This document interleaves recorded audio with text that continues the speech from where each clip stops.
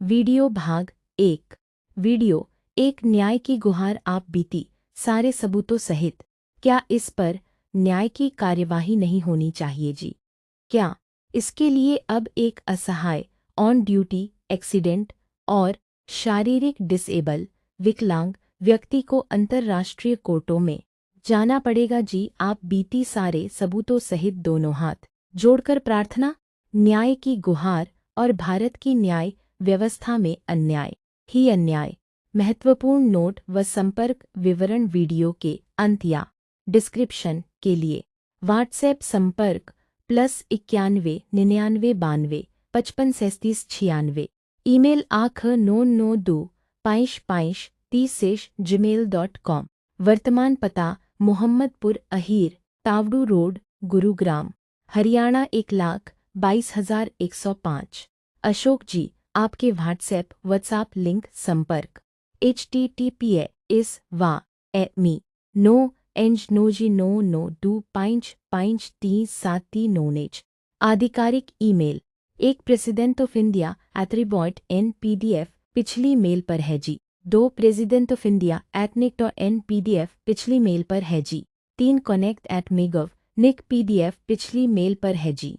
4 supreme court @NICH.NPDF पिछली mail पर है जी। 5 शिम हरियाणा @NICH.NPDF पिछली मेल पर है जी। 1 फेसबुक पिन लिंक। वीडियो भाग 2 https://facebook.com 2 Facebook page pin link. शीर्षक 26 साल का संघर्ष साक्ष्य भी है, घाव भी फिर भी। न्याय कहाँ है? प्रस्तुतकर्ता अशोक कुमार, स्टाफ नंबर 1,41,003। पूर्व कर्मचारी, मारुति उद्योग लिमिटेड। भाग 1 परिचय और दर्द की सच्चाई, इंट्रोडक्शन। कैमरा फोकस अशोक जी शांत लेकिन गंभीर चेहरे के साथ दर्शकों की तरफ देखते हुए। वॉइस ओवर वेओ अशोक कुमार नमस्ते। आज मैं आपके सामने जो बात रखने जा रहा हूँ वह कोई काल्पनिक कहानी नहीं है। ये एक जीवित इंसान की पीड़ा, उसके आत्मसम्मान की लड़ाई और पिछले 26 वर्षों से चल रहे न्याय के संघर्ष की दास्तां है। मैं हूँ अशोक कुमार। साल 1988 में मुझे मेरी योग्यता और भूमि कोटे के अंतर्गत मारुति उद्योग लिमिटेड, अब मारुति सुजुकी इंडिया लिमिटेड में एक स्थायी कर्मचारी के रूप में नियुक्त किया गया था। मैंने हमेशा अपनी ड्यूटी पूरी निष्ठा और अनुशासन के साथ निभाई, लेकिन 9 मई 1991 के उस एक काले दिन ने मेरी पूरी जिंदगी बदलकर रख दी। गंभीर संगीत। वीडियो भाग 3। आज भी मेरी स्थायी विकलांगता का सबसे बड़ा और प्रत्यक्ष प्रमाण मेरा शरीर है। मैं आज भी अपने पेट पर लेटरिंग बैग, स्टोमा बैग लगाकर जीने को मजबूर हूँ। यह कोई सहानुभूति बटोरने का जरिया नहीं, बल्कि मेरे साथ हुए अन्याय का जीता जागता सबूत है। भाग 2 कार्यस्थल दुर्घटना और कंपनी की लापरवाही। वॉइस ओवर वीओ तारीख थी 9 मई 1991। मैं रोज की तरह अपनी ड्यूटी पर था। रैक के ऊपरी हिस्से से प्रोडक्शन के लिए पुर्जा पार्ट उतारते समय अचानक मुझे बिजली का करंट लगा। करंट का झटका इतना तेज था कि मेरा सिर सीधे छत पर घूम रहे पंखे से जा टकराया। मैं अपना संतुलन खो बैठा और ऊंचाई से नीचे रखी एक लोहे की भारी ट्रॉली पर गिर गया। इस भयानक हादसे में मेरा सिर फट गया और लोहे की ट्रॉली का एक तेज धारदार एंगल मेरे रेक्टम मलाशय में गहराई तक घुस गया। मैं वहीं बेहोश हो गया। संवैधानिक और कानूनी बिंदु। फैक्ट्रीज एक्ट 1948 धारा 7A 13/22/41 कार्यस्थल पर सुरक्षा की घोर लापरवाही थी। पंखा सीधे रैक के ऊपर था, बिजली के तार खुले थे और सुरक्षा का कोई इंतजाम नहीं था। वीडियो भाग 4 कर्मचारी मुआवजा अधिनियम 1923 धारा 3 हादसे के बाद कंपनी के चीफ मेडिकल ऑफिसर CMO ने स्थिति को देखते हुए मेरे आजीवन इलाज की मंजूरी दी और मुझे दिल्ली व गुरुग्राम के बड़े अस्पतालों में रेफर किया। भाग 3 धोखे से बर्खास्तगी और मानसिक उत्पीड़न। वॉइस ओवर वीओ हादसे के बाद मेरा जीवन इलाज और अस्पतालों के चक्कर काटने में बीतने लगा, लेकिन कंपनी ने सहानुभूति दिखाने और मुआवजा देने के बजाय मेरे साथ क्रूरता की। 26 फरवरी 2000 को जब मैं लगातार ड्यूटी पर जा रहा था, कंपनी ने मुझे बिना किसी उचित कारण के आदतन छुट्टी लेने वाला और अयोग्य घोषित कर दिया। मुझे एक रजिस्ट्री पत्र और कुछ रुपयों का चेक भेजकर अवैध रूप से नौकरी से निकाल दिया गया। मुझसे कहा गया, अपना पीएफ लो, इलाज कराओ, मर जाओगे तो नौकरी कौन करेगा? क्या कोई कंपनी किसी कर्मचारी का एक्सीडेंट होने के बाद उसे इलाज देने के बजाय नौकरी से निकाल सकती है? ये सीधे तौर पर इंडस्ट्रियल डिस्प्यूट्स एक्ट धारा 25F और 25N का उल्लंघन था। भाग 4 बेगुनाही के 11 अकाट्य प्रमाण।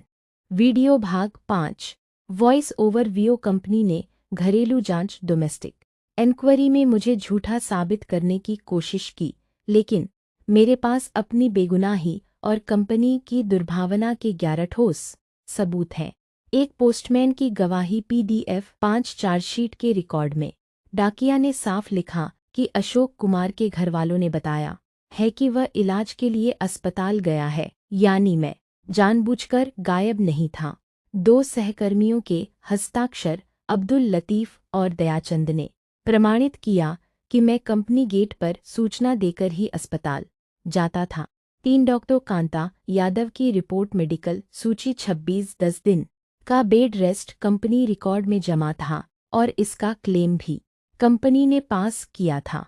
4 सरस्वती अस्पताल की रिपोर्ट मेडिकल सूची 27 रेक्टम से लगातार ब्लीडिंग होने की रिपोर्ट कंपनी के पास जमा थी। 5 चीफ मेडिकल ऑफिसर CMO की मंजूरी कंपनी के डॉक्टर ने खुद मुझे मोदी अस्पताल दिल्ली भेजा था, लेकिन वहां से लौटते ही मैनेजर SKR शर्मा ने द्वेष भावना के तहत मुझे चार्जशीट थमा दी। वीडियो भाग 6 मेडिकल सूची 19 इंक्वायरी ऑफिसर के हस्ताक्षर युक्त दस्तावेज जो मेरी गंभीर बीमारी को साबित करते हैं। 7 एक्सीडेंट रिपोर्ट सीनियर मैनेजमेंट और सेफ्टी विभाग के हस्ताक्षर वाली आधिकारिक दुर्घटना रिपोर्ट मेरे पास आज भी मौजूद है। 8 नसबंदी अवकाश का विवाद साल 1992 में कानूनन मिलने वाली 7 दिनों की सरकारी नसबंदी की छुट्टी को भी मैनेजर ने अपनी मर्जी से पास नहीं किया, जो इनके व्यक्तिगत द्वेष को दिखाता है। 9 समय पर अपील 28 मार्च 2000 को मैंने तय समय सीमा के भीतर मैनेजिंग डायरेक्टर को स्पीड पोस्ट से अपील भेजी थी। 10 स्थायी विकलांगता दिव्यांगता शरीर पर लगा लैटरिंग बैग और भारत सरकार के दिव्यांग विभाग में रजिस्टर्ड आवेदन संख्या 0662000002411004392 इसका सीधा प्रमाण है। 11-10 वर्षों की सेवा सम्मान शील्ड कंपनी ने खुद मुझे ईमानदारी और अनुशासन के लिए सर्विस शील्ड दी थी। अगर मैं अनुशासनहीन था तो यह सम्मान क्यों मिला? भाग 5 न्याय प्रणाली से सवाल और अंतिम अपील। वॉइस ओवर व्यू मेरे पास सारे प्रमाण थे, लेकिन लेबर कोर्ट और हाई कोर्ट में। वीडियो भाग 7 तकनीकी उलझनों और कंपनी के वकीलों के दबाव के कारण मेरे केस को खारिज डिसमिस करवा दिया गया। कंपनी के 3 मुख्य ऑब्जेक्शन थे कि कंपनी का नाम बदल गया है, समय ज़्यादा हो गया है और PF दे दिया गया है। मेरा जवाब सीधा है, क्या सिर्फ कंपनी का नाम बदल लेने से किसी के साथ हुआ अपराध खत्म हो जाता है?